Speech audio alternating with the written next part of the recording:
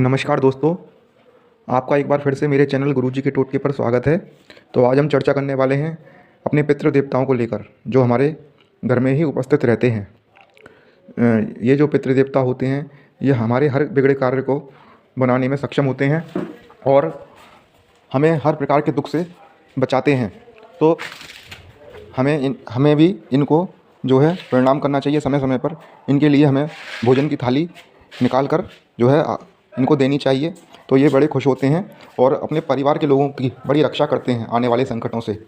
समझिए कि जो लोग परेशान हैं, जिन जिन लोगों को शुरू से ही किसी कार्य में सफलता नहीं होती, हर समय उनको असफलता का सामना करना पड़ता है, तो ऐसे लोगों को दिन उनको संकट घेरे रहते हैं। आए दिन उनके हर एक से झगड़े होते रहते हैं, आए दिन घर में उनके कलह रहता है। तो ऐसे लोगों को समझ जाना चाहिए कि उनके पितृ दोष हैं। तो ऐसे लोग पूजा पाठ करते हैं या भगवान से प्रार्थना करते हैं तो उनकी प्रार्थना भी नहीं लगती है और पूजा पाठ भी कोई काम नहीं आता। हालात वैसे के वैसे ही गिरे हुए रहते हैं इतनी पूजा पाठ करने के बाद भी। तो समझ लेना चाहिए कि पितृ दोष है, क्योंकि आप जब अपने पितरों को समय समय पर भोजन नहीं देंगे, होली दिवाली जैसे त्योहारों पर भोजन नहीं देंगे, या उनकी तिथि आती है जब जिस दिन वो मरे थे, उस साल में उनकी एक बार जो तिथि आती है जिस दिन वो मरे थे, उस दिन आप भोजन की थाली नहीं निकालते, तो पितृ दोष लगता है। तो घर के पितृ जो होते हैं वो आपसे रूठ जाते हैं। जब वो रूठ जाते हैं तो आप लोगों को संकट संकट घेरने लगते हैं और तरह तरह की परेशानियाँ आपको घेरने लगती हैं। तो इसलिए जब घर के पितरों को समय समय पर, साल में एक बार या 6 महीने में एक बार या हर महीने में एक बार उनको भोजन देना चाहिए। इससे वो प्रसन्न होते हैं और आपके ऊपर लगा हुआ पितृदोष भी शांत होता है और आपके हर कार्य बनने लगते हैं।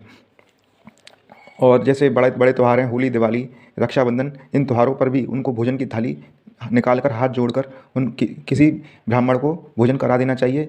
यदि कोई महिला पितृ है तो उसकी भोजन की थाली आपको किसी जो पंडित जी की जो पत्नी होती हैं, जो पंडितानी होती हैं, उनको जिमाना चाहिए। और कोई अगर पुरुष पितृ है तो उनकी भोजन की थाली किसी पंडित को देकर आनी चाहिए। तो इससे आपका भोजन वो स्वीकार करते हैं और आपके हर कार्य को बनाने में जो है वो लग जाते हैं। पितरों की घर में तस्वीर हो, जैसे आपके दादा दादी जो मर चुके हैं उनकी घर में तस्वीर हो, या आपके माता पिता की जो इस दुनिया में नहीं है उनकी तस्वीर हो, तो उनकी तस्वीर के आगे रोज़ सुबह नहा धोकर उनको प्रणाम करना चाहिए।